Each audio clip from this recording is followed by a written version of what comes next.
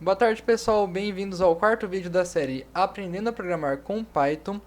Este vídeo será sobre entrada de dados em Python.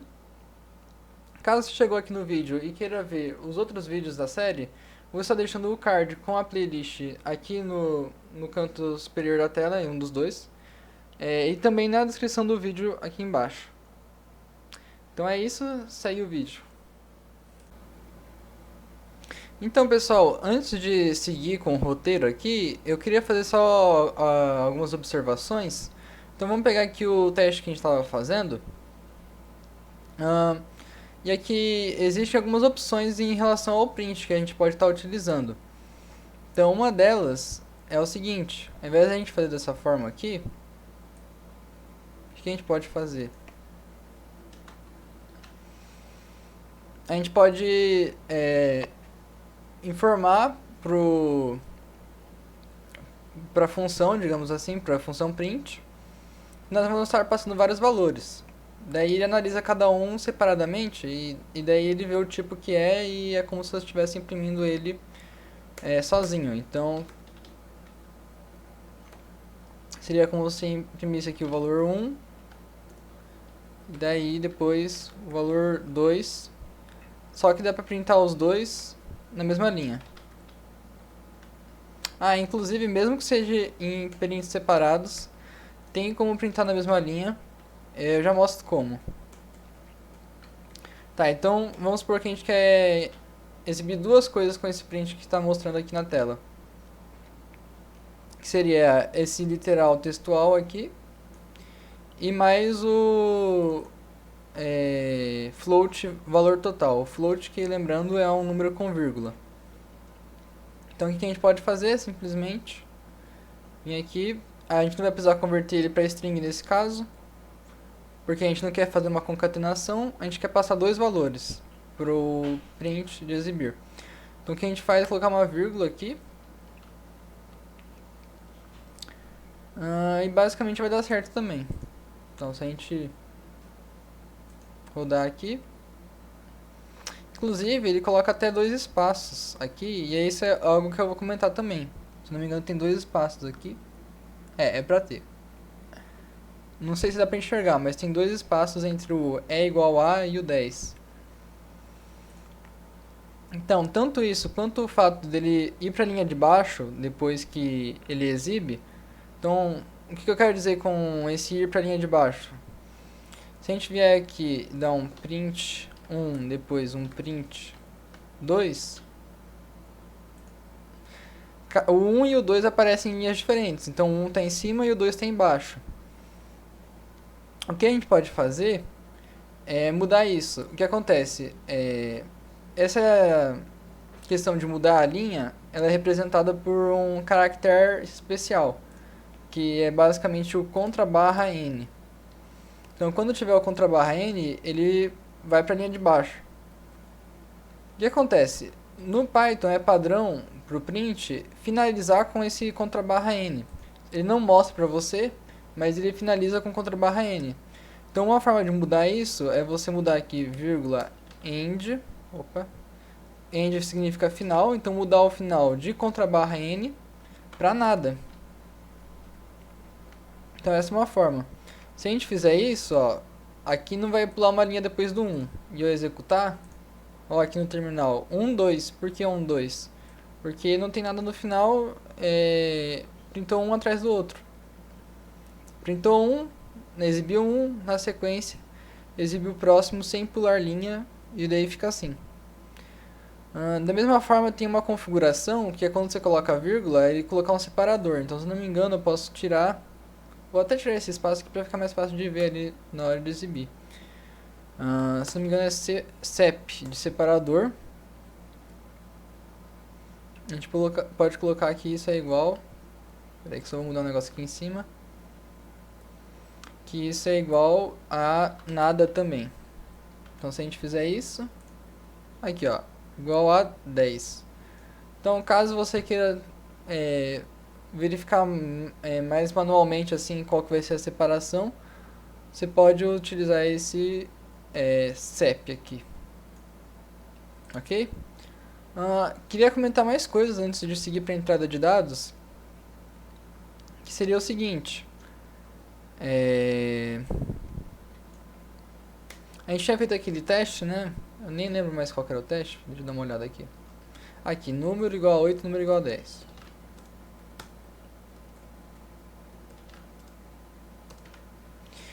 E eu exibi o número depois.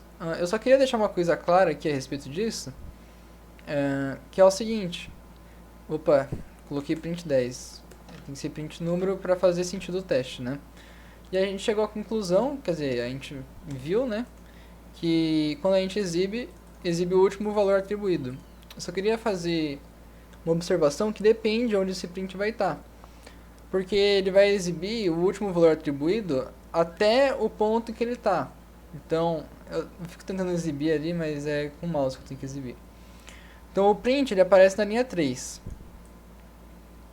Ele vai pensar assim, qual que é o último número que foi colocado antes da linha 3? Vai ser o 10.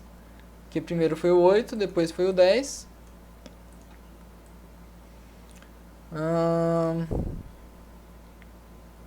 Tá basicamente isso. Ou seja, se a gente colocar o print aqui em cima e exibir, e colocar para rodar, ele vai exibir o valor 8. Porque daí já aqui já é um código diferente já. E aqui entra um pouco que a questão da ordem das coisas importar, né? Porque a gente só mudou a ordem das linhas aqui e já deu diferença. Então aqui o último valor atribuído é 8, porque aqui o último valor atribuído antes do print é 8, porque a atribuição do 10 aqui já está depois do print.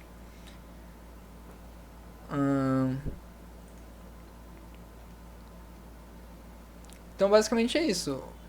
Foi guardado o valor 8, exibiu o valor que estava guardado e depois mudou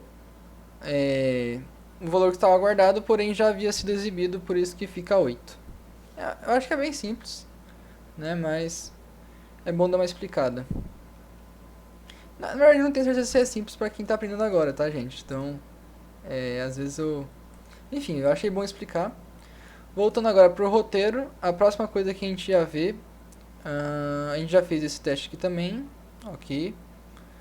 Uma observação que eu posso fazer a respeito desse teste é o seguinte, a gente fez x recebe 5 e y recebe x. Se a gente fizesse o contrário, que é, no caso, se a gente invertesse a ordem das operações, ia dar errado. Aqui. Y recebe x e depois x recebe 5. Por quê? Lembra que a ordem das execuções é sempre crescente. Então, nesse caso, da linha 1, primeiro a linha 1, depois a linha 2. Então, se a gente tentar fazer y recebe x, qual é o valor que o y deve receber? A gente não sabe, porque o computador não sabe, porque você não colocou nenhum valor em x ainda. E esse x recebendo o valor 5 só acontece depois dessa operação e dessa instrução de y receber x. Então, nesse momento aqui do y recebe x, o x não tem valor ainda. Então, se a gente até tentar rodar isso aqui, vai dar até um erro. Name error. Nome x não está definido. Inclusive, essa questão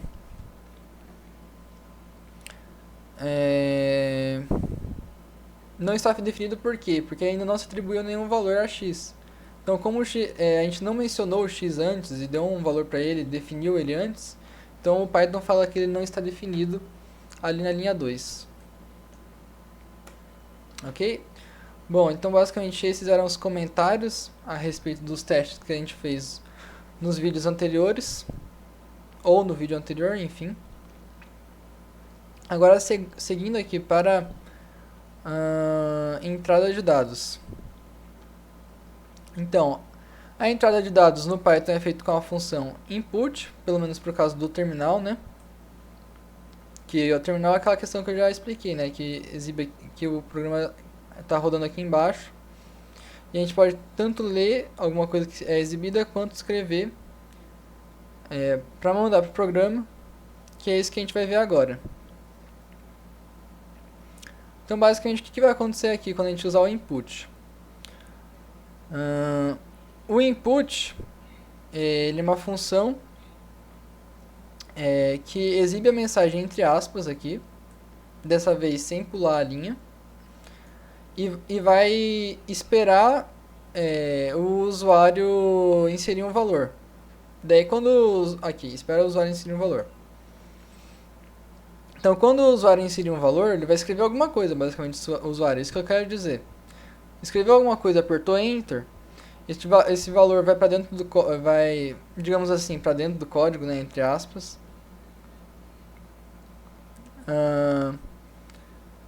E vai estar no formato de string, ou seja, no formato de valor textual. Então, resumidamente aqui, valor produto string recebe input. Por que eu chamei de valor produto string? Porque nesse caso aqui, nesse momento, ele vai ser uma string, o valor produto string. Então, recebe input. O que vai acontecer quando chegar na linha 60? No caso, a gente não vai rodar esse arquivo, né? Mas quando chegar nessa instrução, o código vai parar e vai ficar esperando o usuário digitar alguma coisa e pressionar Enter. Assim que ele pressionar Enter, o computador pega esse valor e joga aqui, né? No caso, o que ele vai fazer nessa expressão vai ser apenas obter o valor e logo na sequência atribuir para valor produto string. Na sequência, o que a gente pode fazer é exibir esse valor que foi digitado e depois atribuído nessa variável.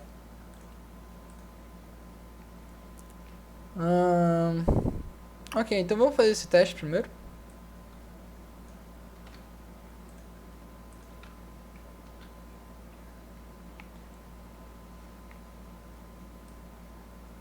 Então vamos executar.